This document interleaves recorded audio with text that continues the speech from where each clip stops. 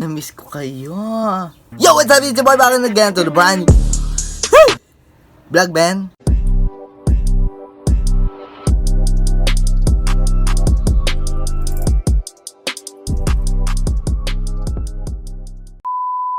So yung what up sa inyo mga kabalin. Dito naman ito magandang lalaking ito para magawa ng mga bulang video at parang pag-good vibe sa inyo mga kabalin natin. Okay? So yun, ang daming epal dito nanonood sa pagbablog ko. And yun, sakit na tengang kate. And yun nga, pagpasensya nyo na kung medyo naantok ako kasi ako yung nakabarik kagabi.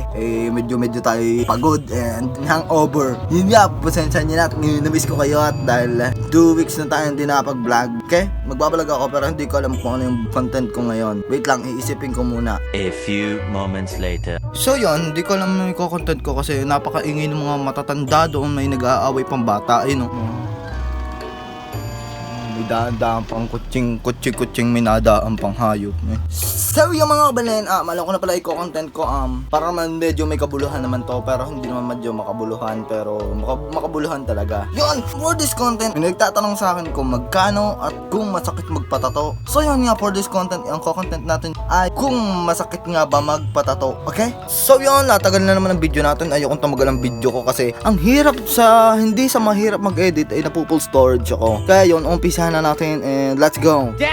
Set up muna at baka tayo ayan. So yung mga kabalin, pag-uusapan muna natin ay tungkol dito sa tattoo. Pero dapat bago magpatato, kailangan mo dapat muna ay ang tattoo artist. Kailangan mo muna maghanap ng quality and alam mo namang mapagkakatiwala ang tattoo artist. Yung kumbaga sa inyong lugar, merong isang tattoo artist na dinudumog ng mga tao kasi magaling magtato. Yun, una mo kailangan tattoo artist. Next is kung ang design. Siyempre, kailangan mo na design. Kung maghanap ka ng design, kung anong gusto mong design kasi pagpunta mo sa halimbawa, pumunta ka sa tattoo artist mo, wala ka pang design, may ihirapan yun. Ano sasabihin mo kung ano bagay lang sa'yo? Kung mali yung bagay sa itite, edi tatato sa itite. Siyempre, kailangan mo muna ng design. And next naman natin mga kabalin, kailangan mo din naman ng, siyempre, budget. Kailangan mo ng budget, siyempre, kasi para naman makapagpatato ka lang, makapagpatato ka ng libre. Depende kung kabarkada mo, kailangan mo ngayon ay budget. Next naman natin, mayroon ka ng tattoo artist, design, budget. Iisipin mo naman kung saan part ng katawan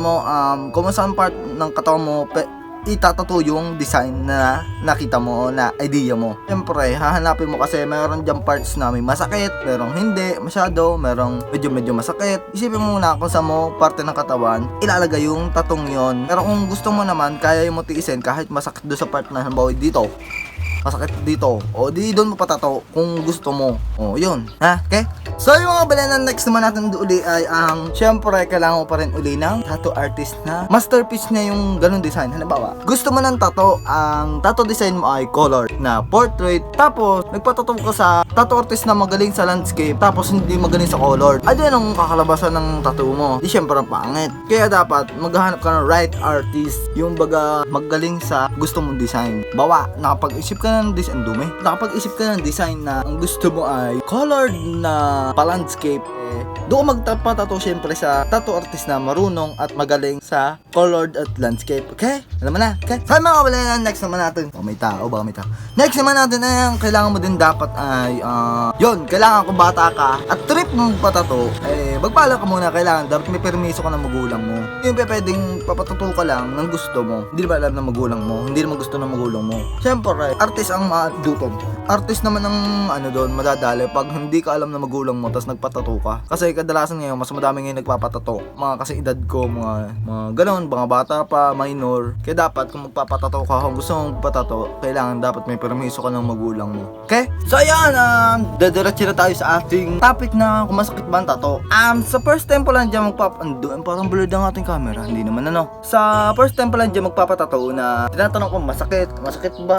Saan ba masakit? Masakit ba ang tato talaga? May mantatakot sa iyo na masakit ang tato. Totoo, masakit ang tato. Kasi karayom yan. Isipin mo karayom. Karayom ang tinutusok sa'yo. Siyempre masakit yun. Masakit nagpatato. Pero, merong masakit lang talaga na ng ingay naman ng mga tricycle na nadaan. Umalis kayo mga lamok, nangangati ako. Umalis kayo, nagbablog ako. So yung mga kabalayan namin. Kailangan konting interruption tayo kasi madami po lamok din. Mga lamok, alis na kayo, tabi nagbablog. Wag, napakakati. Ito yung tinitira namin pagka kami walang ano eh. So yan, bumalik tayo and yun, Makati pa rin, wala pa rin, may lamok pa rin, napakakati pa rin talaga. Hindi na talaga mawawala yung kate, yung lamok kasi the mosquitoes flying to the window is going to outside and going to inside the house and it's so very roughing. Kate, and yun, okay.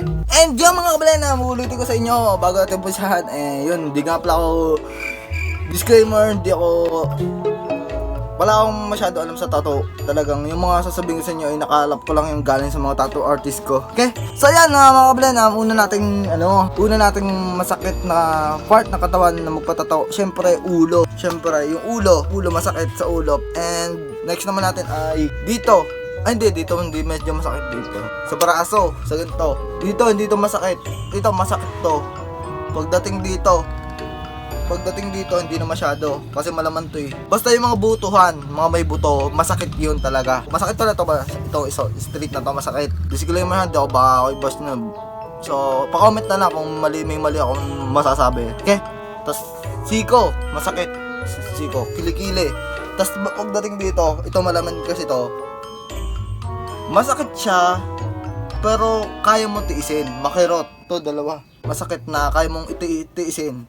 And next naman pala natin sa ribs, sa tiyan, pababa, saka sa likod. Sasabihin ko sa inyo masakit talaga. Masakit yung tinatoan ka nang hindi mo kita sa likod, masakit. Huwag kayong magtatato sa ulo kasi lalabo yan talaga ulo.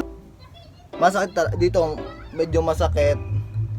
Pero pagdating mo dito hindi na masyado. Yan. Saka dito, ito masakit talaga. Ano? Buto. And sa paa, siyempre sa paa, lalabo yung pag sa paa ka nagpatato. Okay? So mga balena, yun lang yon. Pagpasensya nyo na kasi parang hindi naman masyado makabulhan at hindi nyo maintindihan kasi hangover nga ako. Naliliyo pa ako, sakit pa ng ulo ko. Na mga motor dyan,